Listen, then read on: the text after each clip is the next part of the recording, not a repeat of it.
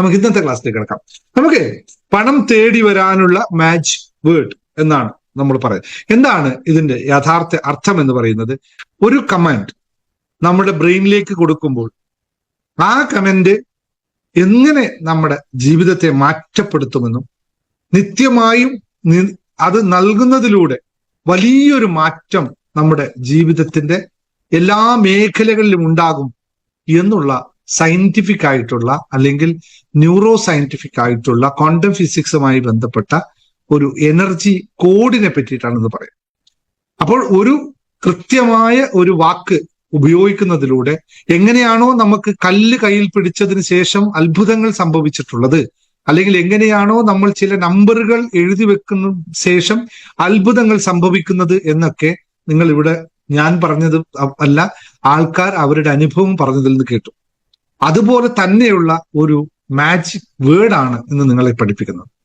ഈ magic word നമ്മുടെ brain സിസ്റ്റത്തിൽ മാറ്റമുണ്ടാക്കാനാണ്, സബ് കോൺഷ്യസ് മൈൻഡിനെ ആക്ടിവേറ്റ് ചെയ്യാനുള്ളതാണ്, അല്ലെങ്കിൽ എല്ലാ എനർജിയെയും നമ്മുടെ all energy unite for my goal എന്ന് പറയുന്ന എന്റെ ലക്ഷ്യത്തിലേക്ക് എന്നെ എത്തിക്കാൻ, എന്റെ എനർജിയെ മുഴുവൻ ഏകീകരിക്കാനുള്ള ഒരു തന്ത്രമായിട്ടാണ് ഉപയോഗിക്കുന്നത്.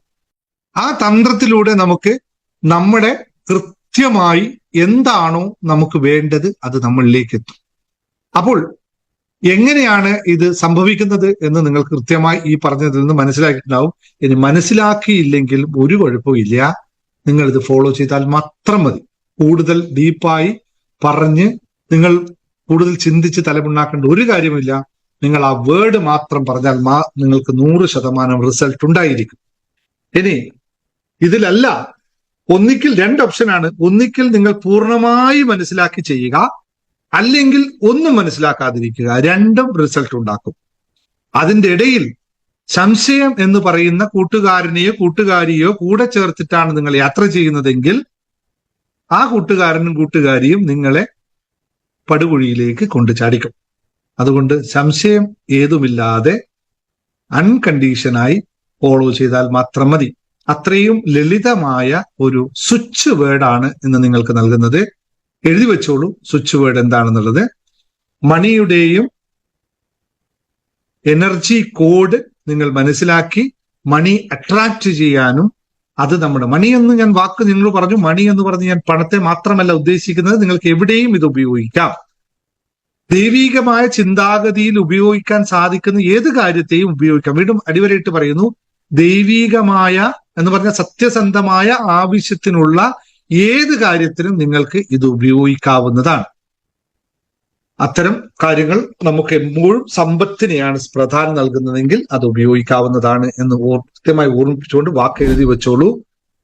Together count divine. ഒറ്റ വാക്കാണ്. Together count divine. Together divine count.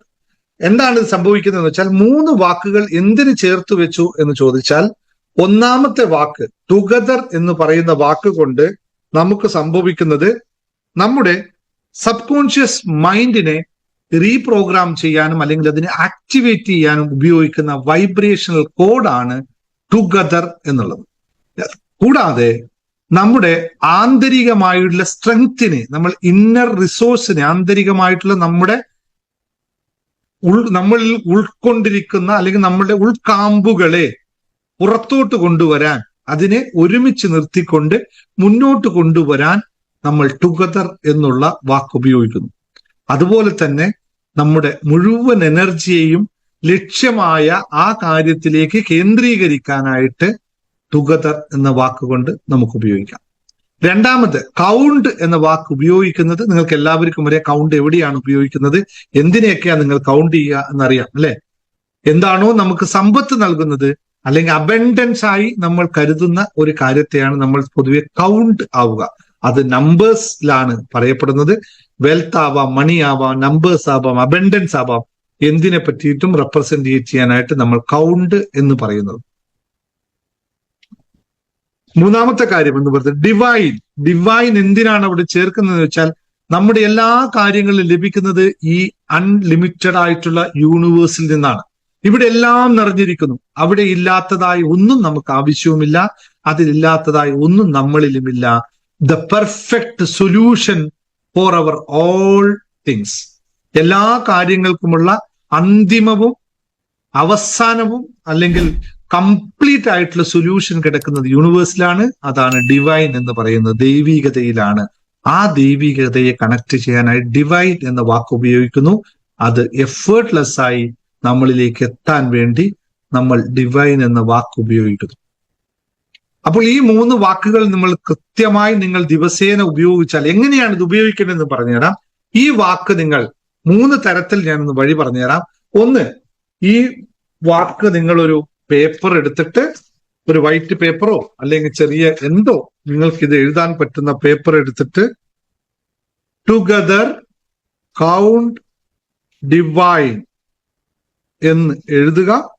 ഒറ്റ പ്രാവശ്യം എഴുതുക. ആ പേപ്പർ പീസ് കട്ട് ചെയ്യുക. എന്നിട്ട് നമ്മൾ പണം വെക്കുന്ന പേഴ്സ് ആണോ അല്ലെങ്കിൽ നിങ്ങൾ അലിമാരയാണോ എവിടേക്കാണോ പണം വെക്കുന്നത് അതിനകത്തേക്ക് 3 ഫോൾഡ് ചെയ്തിട്ട് 1, 2, 3 ഫോൾഡ് ചെയ്തിട്ട് അതവിടെ വെച്ചേക്കുക.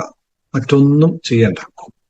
ഒന്നത്. രണ്ടാമത്തത്, നിങ്ങൾ എല്ലാവരും നമ്മുടെ ലോ ഓഫ് അട്രാക്ഷൻ ക്ലാസ്സിൽ പഠിച്ചിട്ടുണ്ടാവും വാട്ടർ ടെക്നിക് എന്ന് പറയുന്ന സാധനം. ആ വാട്ടർ ടെക്നിക് എന്ന് പറയുന്ന, നിങ്ങൾ വെള്ളം കുടിക്കാൻ ഉപയോഗിക്കുന്ന വാട്ടർ ബോട്ടിലേക്ക്, അത് ഗ്ലാസോ അല്ലെങ്കിൽ വാട്ടർ ബോട്ടിലോ, അതിലേക്ക് ഒട്ടിച്ചു വെക്കുക.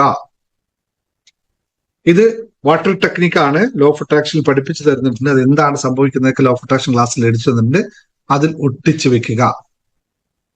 അപ്പോൾ വെള്ളം കുടിക്കുമ്പോൾ ഓരോ സമയത്തും അത് മനസ്സിലാവും, നമ്മളിലേക്ക് വരും. മൂന്നാമത്തത്, അഫ്രിമേഷനായി ഉപയോഗിക്കുക. നിങ്ങൾ അഫ്രിമേഷൻ എഴുതുമ്പോൾ എപ്പോഴും money flows to me easily, together count divine എന്ന വാക്ക് ഉപയോഗിക്കുക. അഫ്രിമേഷൻ ആയിട്ട് ഉപയോഗിക്കാം. അപ്പോൾ നിങ്ങൾക്ക് ദിവസേന ഇത് ഉപയോഗിക്കാവുന്നത് അഫ്രിമേഷൻ ആയിട്ട്. അപ്പൊ 3 വിധത്തിൽ നിങ്ങൾ ഇത് ഉപയോഗിച്ചു കഴിഞ്ഞാൽ നിങ്ങളുടെ ജീവിതത്തിൽ സമ്പത്തിന്റെയും സമൃദ്ധിയുടെയും ഐശ്വര്യത്തിന്റെയും ക്ഷേമത്തിന്റെയും സമ്പൽ സമൃദ്ധിയുടെയും ദിനങ്ങൾ വന്നുകൊണ്ടേയിരിക്കും. അതുകൊണ്ട് നല്ല ആത്മാർത്ഥമായി പ്രാക്ടീസ് ചെയ്യുക, റിസൾട്ട് എടുക്കുക. അത്ഭുതങ്ങൾ നിങ്ങളിൽ ഉണ്ടാവട്ടെ എന്ന് പ്രാർത്ഥിക്കുന്നു. ആ അത്ഭുത കഥകളുമായി നിങ്ങൾ വീണ്ടും വരിക. നമ്മൾക്ക് കേൾക്കാം, സന്തോഷിക്കാം. ഓരോ ആളുടെയും സന്തോഷപരമായി മുന്നോട്ട് നീങ്ങാൻ സാധിക്കട്ടെ എന്ന് വീണ്ടും ഓർമ്മിപ്പിക്കുന്നു. നന്ദി, നമസ്കാരം. Thank you very much.